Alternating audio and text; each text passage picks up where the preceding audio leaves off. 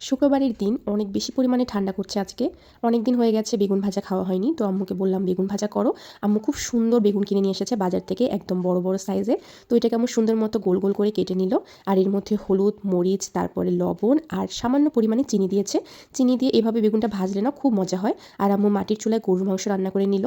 মাটির চুলায় অনেকক্ষণ ধরে কষিয়ে কষিয়ে আম্মু গরুর মাংসটা রান্না করে নিয়েছে। আর আমি পাশে বসে হাত সেঁকে নিচ্ছিলাম, এত বেশি পরিমাণে ঠান্ডা করছিল।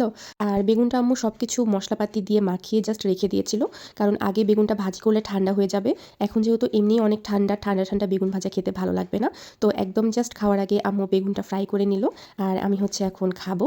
তো প্রথমে ভাত নিয়ে নিলাম। এই যে দেখুন বেগুনগুলো কি সুন্দর মতো ভাজা হয়েছে। আমার না দেখেই অনেক বেশি ভালো লাগছিল। আর আম্মু খুব বেশি ভাজেনি বেগুনটাকে, হালকা হালকা করে ভেজেছে। বেগুনটা অনেক বেশি ভাজা ভাজা হলে ওইটা আমার খেতে ভালো লাগে না। তো সেই জন্য আম্মু এইভাবে করেছে। আর এই যে দেখুন গরুর মাংসর কালারটা কি সুন্দর হয়েছে। মাটির চুলায় আসলে রান্নার টেস্টটাই আলাদা। সো এই হচ্ছে আমার আজকের খাবার।